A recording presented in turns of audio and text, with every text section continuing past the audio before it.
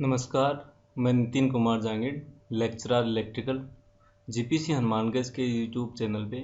आज हम बात करेंगे ऑटो ट्रांसफार्मर के बारे में। हम देखेंगे auto transformer, two winding transformer जो हमारे होते हैं उससे डिफरेंट कैसे हैं और हम उसकी वर्किंग समझेंगे। जैसे आपने टू वाइंडिंग ट्रांसफार्मर बना हुआ, तो टू वाइंडिंग ट्रांसफार्मर क्या होता है, ये हमारी होती है प्राइमरी वाइंडिंग और ये होती है हमारी, और ये है हमारी, अगर नंबर ऑफ टर्न्स सेकेंडरी में कम है तो वो स्टेप डाउन ट्रांसफार्मर, ये हो गई हमारी सेकेंडरी वाइंडिंग।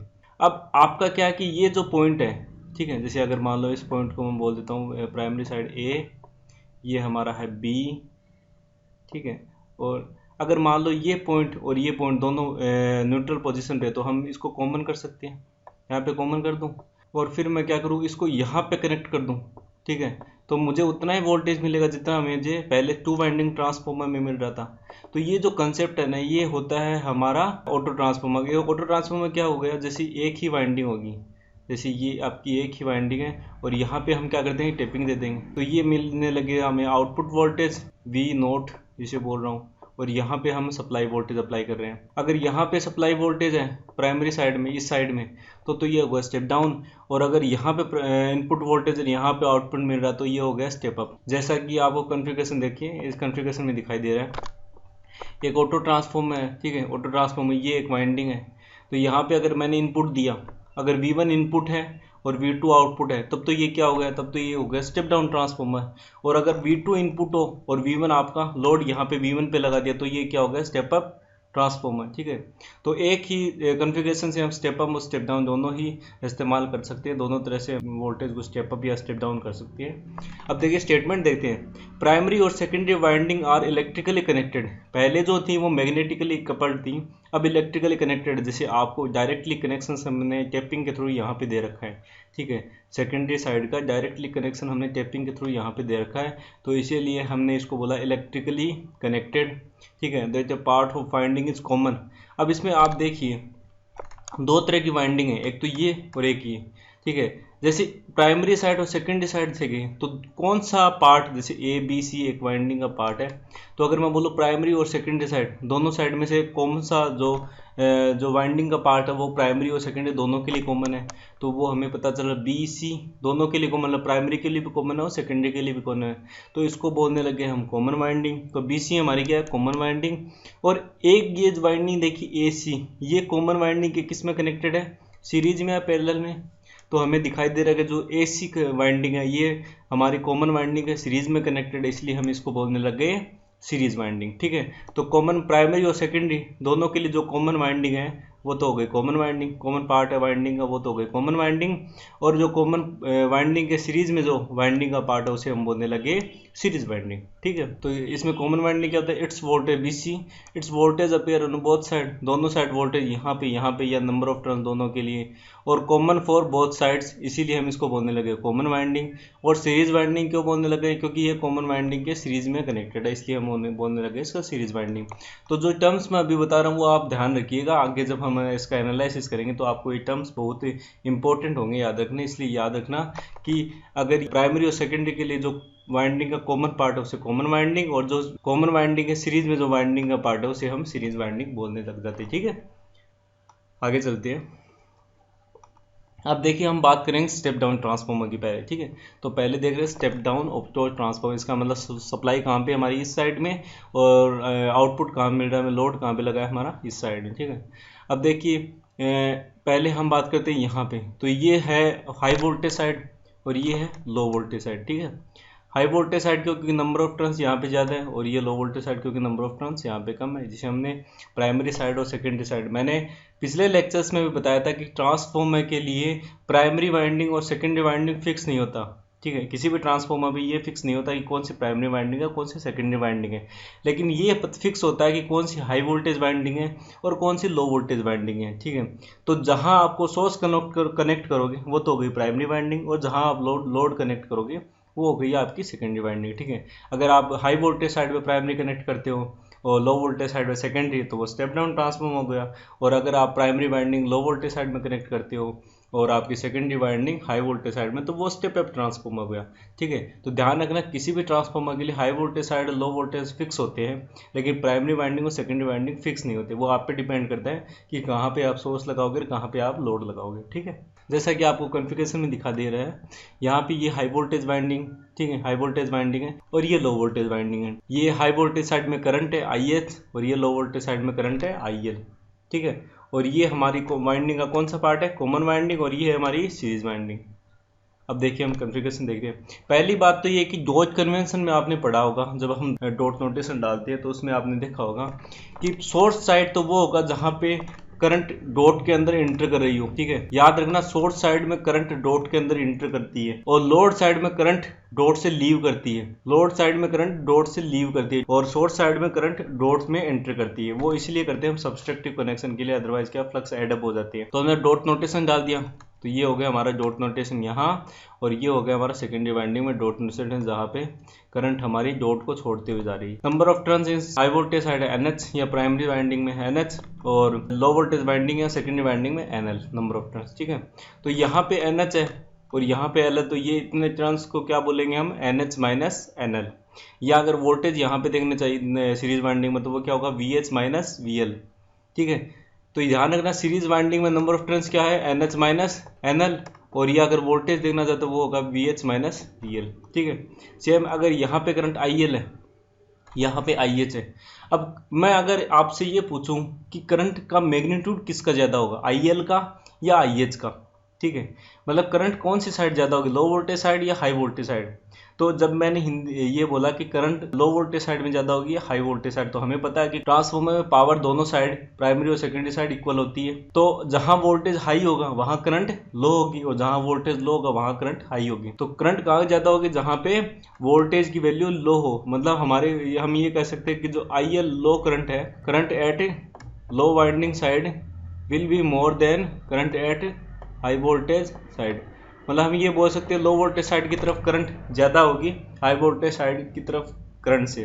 ठीक है, तो हम ये कह सकते हैं IL ग्रेटर देन IH। अब IL यहाँ पे जा रही हो और एक IH आ रही हो, तो हम ये कह सकते हैं यहाँ से भी कुछ करंट जा रही होगी, यहाँ से कुछ करंट जा रही होगी, तभी तो मिल गया वो IL बनेगी, IH और ये करंट मिल गया IL बनेगी। ठीक है, तो यहाँ से मैंने करंट I जा रही है। अब ये I की वैल्यू नहीं पता, ये I की वैल्यू कितनी होगी, तो I की वैल्यू निकालने के लिए आपने KCL लगा लो इस नोड पे। तो IH plus I equal to IL, KCL यही कहता है ना, current incoming equal to current outgoing. तो करंट इनकमिंग क्या है, IH plus I equal to IL। तो यहाँ से I की वैल्यू कैलकुलेट करो तो वो आ जाएगी हमारी I equal to IL minus IH। ठीक है, I equal to IL minus IH, क्योंकि IL का वैल्यू ज़्यादा है और IH की वैल्यू कम है। अगर आप इसके डायरेक्शन अपोजिट कर देते, मान लो कि डायरेक्शन लोअर साइड में कर दी, तो वो क्या हो जाता है IH माइनस IL। लेकिन हमें पता है कि IL की वैल्यू ज़्यादा होती है स्टेप डाउन ट्रांसफार्मर में, और हमें पता है कि IL की वैल्यू ज़्यादा होती है ट्रांसफार्मर में, तो उस केस जो I मिलेगी वो माइनस मिलेगी, मतलब अपोजिट डायरेक्शन शो कर देगा। ठीक है, जो आपने डायरेक्शन ली उसके अपोजिट डायरेक्शन में बताएगा। ठीक है, एक चीज़ और बता देता हूँ, जो डॉट साइड लेंगे हम, डॉट की तरफ दोनों ही पोलरिटी सेम होनी चाहिए। जैसे इस डॉट की तरफ यहाँ प्लस है, तो यहाँ पे भी इस डॉट की तरफ क्या होनी चाहिए, प्लस, अपोजिट साइड नहीं करेंगे। ठीक है, तो यहाँ डॉट लगाए तो यहाँ भी प्लस, और यहाँ डॉट लगाए तो यहाँ भी प्लस आएगा। अब बात करते हैं हम ऑटो ट्रांसफॉर्मेशन रेशियो। मैंने लास्ट लेक्चर में आपको एक बताया था कि एक टर्न्स रेशियो होता है, एक ट्रांसफॉर्मेशन रेशियो होता है। तो टर्न्स रेशियो क्या होता है, टर्न्स रेशियो हमारा होता है number of turns in primary, ठीक है, बटे number of turns in secondary.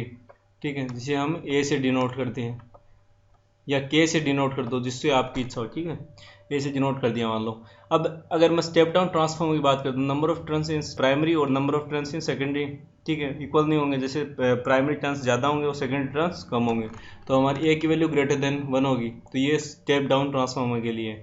और स्टेप अप के लिए देखते हैं number of turns in secondary ज़्यादा होते हैं, तो लेस देन 1 आता है। ठीक है, एक होता है ट्रांसफॉर्मेशन रेशियो, उसकी वो क्या होता है, हाई वोल्टेज साइड बटे लो वोल्टेज साइड। ठीक है, voltage at high voltage side और voltage at low voltage side, उसका रेशियो या हम बोल सकते हैं number of turns at high voltage side और number of turns at low voltage side, जिसकी वैल्यू हमेशा ही ग्रेटर देन 1 होगी।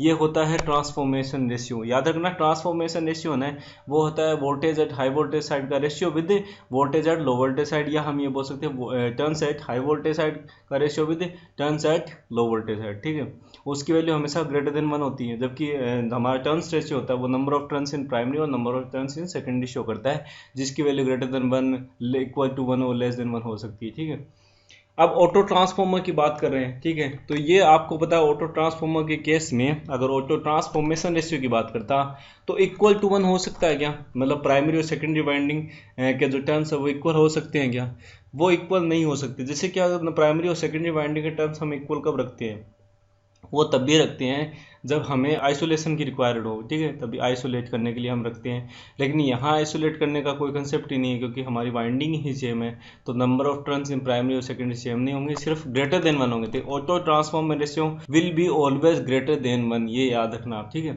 फिर हमने करंट कैलकुलेट की, यहाँ पे आई ये हुई। अब देखते हैं हम MMF balance equation. MMF balance equation क्या होता है, आप सीधा सीधा सा याद रखना, जो हमारी ट्रांसफार्मर की प्राइमरी का एमएमएफ है वो सेकेंडरी के एमएमएफ के इक्वल होना चाहिए। ठीक है, यही एमएमएफ बैलेंसिंग इक्वेशन है। इसका लॉजिक क्या हुआ, जैसे मैंने आपको ट्रांसफार्मर लोड कंडीशन में जब मैंने आपको फेजर डायग्राम पढ़ाए थे उसमें ये कहा था कि ट्रांसफार्मर जब नो लोड में हो, ठीक है, नो लोड पे तो यहाँ पे कोई करंट फ्लो नहीं होती, तो यहाँ पे कोई करंट फ्लो नहीं होती, यहाँ से कौन सी करंट फ्लो होती है, सिर्फ नो लोड करंट। लेकिन जैसे ही यहाँ से करंट फ्लो होने लग जाती है, लोड करंट, तो क्या होता है कि ये अपोजिट डायरेक्शन में एक फ्लक्स प्रोड्यूस करता है जिसे हम बोलते थे φ2, अपोजिट डायरेक्शन में। ठीक है, और हमें पता है ट्रांसफार्मर कांस्टेंट फ्लक्स डिवाइस है।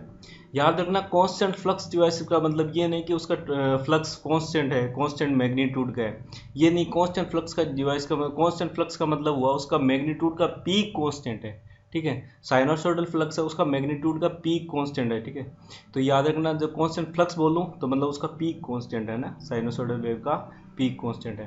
तो हमें पता है कि ट्रांसफार्मर कांस्टेंट फ्लक्स डिवाइस है, तो कांस्टेंट फ्लक्स डिवाइस है तो कोर के अंदर फ्लक्स कांस्टेंट होना चाहिए। ठीक है, तो जैसे मान लो यहाँ पे लोड करंट फ्लो हुई तो यहाँ से एक फ्लक्स प्रोड्यूस हुआ, वो अपोजिट डायरेक्शन में होता है हमारे मेन फ्लक्स के। ठीक है, जैसे ये मेन फ्लक्स है φm, और जैसे ही इसका फ्लक्स आया, लोड लगाया हमने, तो इसका सेकेंडरी का फ्लक्स φ2 हो जाता है, वो अपोजिट डायरेक्शन में। तो हम क्या करते हैं, यहाँ से प्राइमरी से ज़्यादा एडिशनल करंट चाहिए हमें, और वो एडिशनल करंट कितनी होनी चाहिए, वो इतनी होनी चाहिए कि प्राइमरी का जो फ्लक्स है हमारा, ठीक है, वो इतना हो कि हमारा फिर ये φ2 ऐड होके और हमें कोर के अंदर फिर फाइनली क्या मिल जाए, फ्लक्स से φ मिलने लग जाए।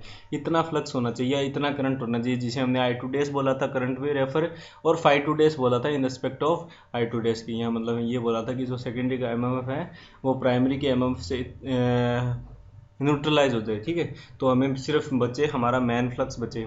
तो सेम हम ऐसे ही यहाँ पे करें, एमएमएफ बैलेंस इक्वेशन में ऐसे होता है, when load is connected current I flow होती है यहाँ पे। ठीक है, इन कॉमन वाइंडिंग के अंदर it has tendency to reduce main flux, ये मैन फ्लक्स को क्या होती है, कम कर देती है, वो जैसा मैंने बताया था।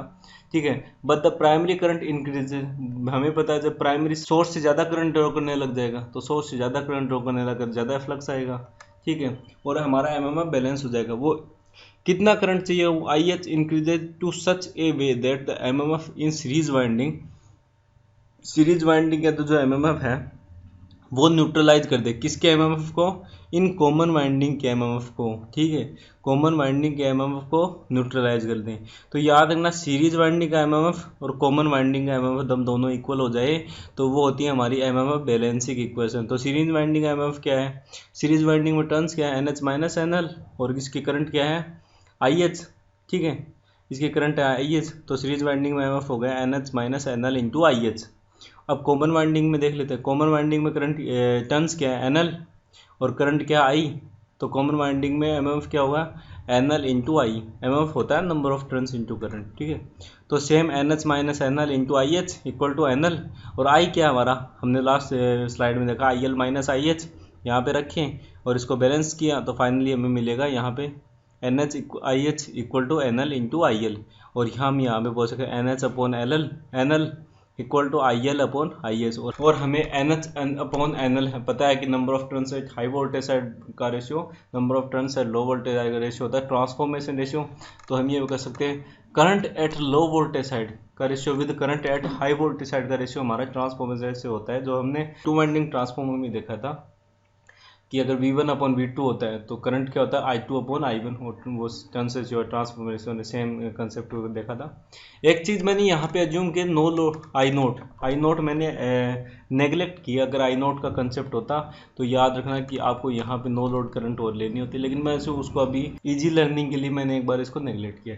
चलिए अब हम देखते हैं वोल्ट एम्पियर रिलेशन। ठीक है, तो हमें पता जैसे ट्रांसफॉर्मर में पावर कैसे ट्रांसफर होती है, ट्रांसफॉर्मर में पावर ट्रांसफर होती है इंडक्शन प्रिंसिपल के थ्रू। ठीक है, हमें पता है इलेक्ट्रोमैग्नेटिक इंडक्शन प्रिंसिपल पे ट्रांसफॉर्मर वर्क करता है। तो ट्रांसफॉर्मर की जो पावर ट्रांसफर होती है वो होती है इंडक्शन के थ्रू। ठीक है, प्राइमरी से सेकेंडरी के अंदर। टू वाइंडिंग ट्रांसफॉर्मर में अभी तक हमने ये देखा था। ठीक है, देखिए two winding transformer transfer electrical power from primary to secondary, but एक ऑटो ट्रांसफॉर्मर, जबकि आप ऑटो ट्रांसफॉर्मर में देखिए ऑटो ट्रांसफॉर्मर है। ठीक है, तो यहाँ पे इस वाइंडिंग से इस वाइंडिंग में पावर कैसे ट्रांसफर हो रही है, या प्राइमरी से सेकेंडरी में कैसे ट्रांसफर हो रही है। जैसे मान लो टू वाइंडिंग ट्रांसफॉर्मर में होती है, वैसे कैसे ट्रांसफर हो रही है, इंडक्शन के थ्रू। ठीक है, लेकिन कंडक्शन क्या होता है, एक कंडक्शन हो रहा है। जैसे यहाँ प्राइमरी साइड में करंट IH वो डायरेक्टली हमारे सप्लाई में भी जा रही है, ये करंट हमारी डायरेक्ट सप्लाई में भी जा रही है, इलेक्ट्रिकल कनेक्शंस दे रखा है। तो ये क्या हुआ, ये हुआ कंडक्शन। डायरेक्ट प्राइमरी से करंट जा रही है लोड के अंदर, तो ये क्या हुआ, ये हुआ कंडक्शन। ठीक है, तो जो ऑटो ट्रांसफॉर्मर होता है उसमें पावर दो तरीके से ट्रांसफर होती है। कौन कौन सी, एक तो इंडक्शन, जैसा टू वाइंडिंग ट्रांसफॉर्मर में होता है इंडक्शन प्रिंसिपल, और दूसरी होती है कंडक्शन। कंडक्शन कैसे, हमारी यहाँ से प्राइमरी से जो करंट है वो डायरेक्टली लोड में सप्लाई हो रही है कंडक्टर के थ्रू। ठीक है, तो हम इसको बोलते हैं कंडक्शन, इलेक्ट्रिकली कनेक्टेड है ना, तो इसको बोल सकते हैं कंडक्शन। तो एक ऑटो ट्रांसफर, जबकि एक ऑटो ट्रांसफॉर्मर होता है वो इलेक्ट्रिकल पावर को प्राइमरी और सेकेंडरी के थ्रू पार्टली तो करता है इंडक्शन के थ्रू, मतलब कुछ तो इंडक्शन के थ्रू, जैसे कि टू वाइंडिंग ट्रांसफॉर्मर होता है। ठीक है, and partly by conduction. Conduction जब सीरीज वाइंडिंग का जो करंट है, जैसे मैंने बताया था, या सीरीज वाइंडिंग का जो करंट है ना, वो हमारा लोड में डायरेक्टली कनेक्टेड है, लोड में डायरेक्टली जा रहा है, इसको बोला गया कंडक्शन। ठीक है, तो हमारा इंडक्शन तो था ही जैसे ट्रांसफॉर्मर में होता है, और ये ऑटो ट्रांसफॉर्मर में एक स्पेशल फीचर आया जो है कंडक्शन, इसमें कंडक्शन के थ्रू भी करंट फ्लो होती है। ठीक है, तो ये बात ही हमने कंडक्शन की। अब देखिए कॉमन वाइंडिंग की पावर की बात करते हैं ना, या सीरीज वाइंडिंग की जो पावर है, कॉमन वाइंडिंग की पावर या सीरीज वाइंडिंग की जो पावर है वही है हमारी इंडक्शन की। अब कॉमन वाइंडिंग की पावर जैसे ये है, कॉमन वाइंडिंग की पावर क्या होगी, हमारे यहाँ पे वोल्टेज क्या है, यहाँ पे वोल्टेज है हमें VL, और इसकी करंट क्या है, करंट है हमारी IL माइनस IH, तो ये कॉमन वाइंडिंग की पावर हो गई। या सीरीज वाइंडिंग की पावर निकाल दो, सीरीज वाइंडिंग की पावर क्या है, VH माइनस VL इंटू इसकी करंट क्या है IH। ठीक है, और अगर मैं सेम कंडक्शन की बात करता तो कंडक्शन में करंट लोड के पास जो पहुंच रही है सीरीज वाइंडिंग से वो है कंडक्शन। तो लोड के पास कितनी पावर पहुंच रही है, तो लोड वोल्टेज कौन सा होना चाहिए, लोड वोल्टेज, तो VL, और करंट कौन सी पहुंच रही है जो कंडक्शन बना रही है वो है सीरीज वाइंडिंग के करंट जो बोले IH। तो VL इंटू IH हमारा क्या हो गया यहाँ पे, ये हो गया पावर कंडक्शन के द्वारा। ठीक है, तो पावर ऑफ कॉमन वाइंडिंग और series winding represent the power transfer by induction जो हमने देखा। अपेरेंट पावर बाई इंडक्शन के थ्रू देखते हैं हम।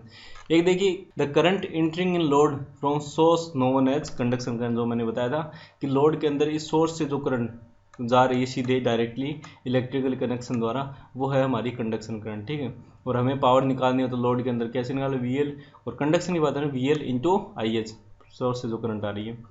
अब देखते हैं अपेरेंट पावर बाय इंडक्शन। तो अपेरेंट पावर बाय इंडक्शन मैंने बताया ना, कॉमन वाइंडिंग की पावर या सीरीज वाइंडिंग। तो कॉमन वाइंडिंग में वोल्टेज क्या VL, और कॉमन वाइंडिंग में करंट क्या IL माइनस IH।